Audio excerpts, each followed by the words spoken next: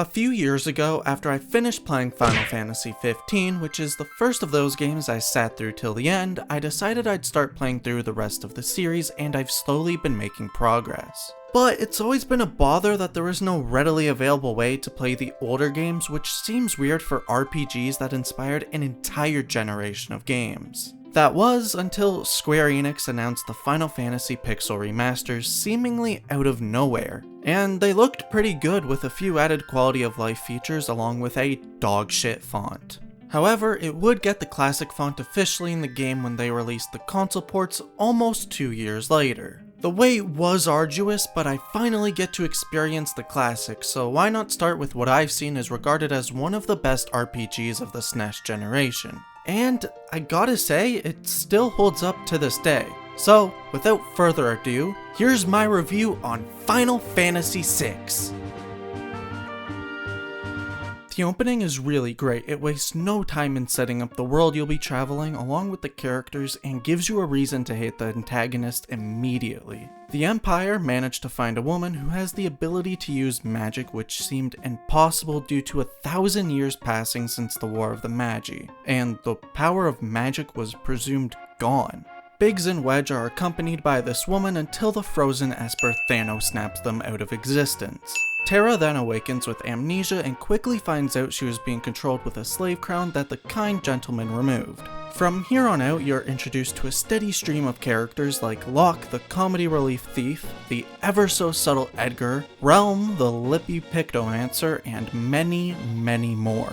Within just a few hours of getting to know the cast, I understood why this is one of the most loved Final Fantasy games. The writing for them is great and none feel overshadowed, which is shocking given how many there are. Sure, not all of them are partaking in the story at all times, but there's quite a few on screen most of the time, and they all get their little moments with one another, which are very important because they make their friendships feel real. And of course, you get to see them at their highs and lows. For example, some shit happens to Cyan and he goes full revenge mode on the Imperial camp. Sabin joins in to help, but you can't control Cyan's actions. And then you get to wreak havoc on the bastards with the Magitech armor. And that is honestly one of the more tamer things to happen. However, plenty of lighthearted moments happen throughout that let you forget about the brutalness of the world even if it's only for a brief moment. One of my favorite scenes is when you get to watch Celeste perform her heart out in a beautiful opera.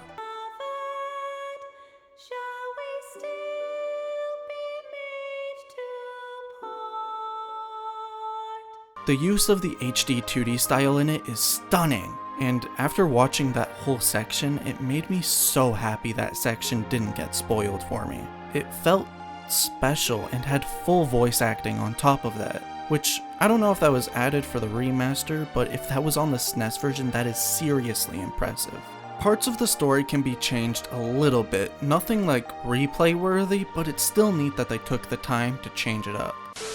Combat in Final Fantasy VI is obviously your classic turn-based battles, but the first appearance of the ATB bar is here, and it overall feels a lot faster paced than Final Fantasy VII for example, so a lot of the battles don't feel like too much of a pain to go through, which thank God because I had to do a lot of grinding. This game isn't exactly easy, so even some random encounters gave me a run for my money. Luckily you can multiply all of your Gil, EXP, and AP earnings by 4 if you so choose. Those were super helpful to me, especially once Espers came into the picture. At some point you'll begin collecting their Magicite and they give all of the party access to magic, but you gotta master them first, which can require an ass ton of AP.